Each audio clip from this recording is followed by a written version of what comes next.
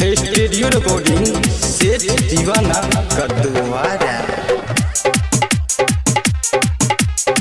अभी आप सुन रहे हैं दीवाना म्यूजिक की शानदार प्रस्तुति।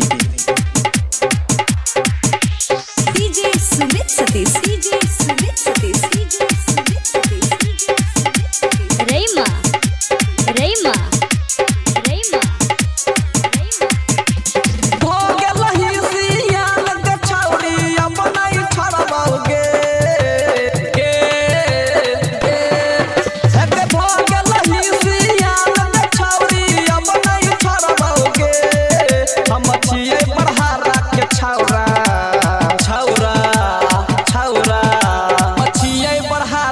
छौरा के डीजे पे दुनू मलबा हो गे।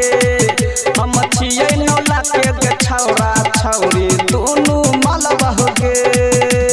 हो गेल हिसियान गे छौरी ये बनाई छोरा बौगे। हो गेल हिसियान गे छौरी ये बनाई छोरा बौगे। हम छियै बरहारा के छौरा छौरा। हम छियै बरहारा के छौरा डीजे पर दुनू मलबा हो गे। हम छियै बरहारा के छौरा डीजे पर दुनू मलबा हो गे।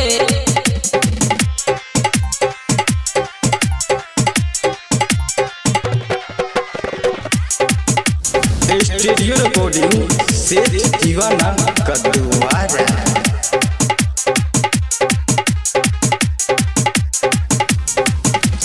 बचपन से देखियो तोहर जवानी लइका के छौरी छोड़ाई देलही पानी, छोड़ाई देलही पानी, छोड़ाई देलही पानी।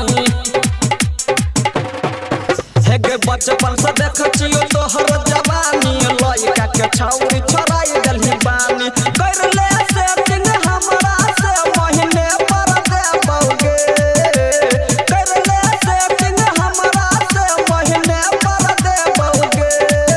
हम छियै बरहारा के छौरा छौरा छौरा। नौला सहरसा के छौरा के छौरी टिकला मलबा हो गे। हम छियै सहरसा के छौरा के छौरी टिकला मलबा हो गे।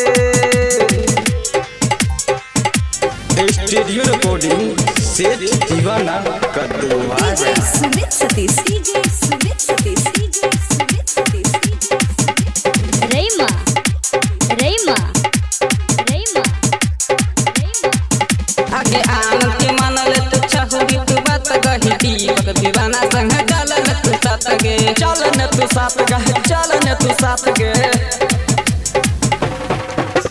आनंद के छौरी मलन न बात गही दीपक दीवाना के चल तू साथ गे।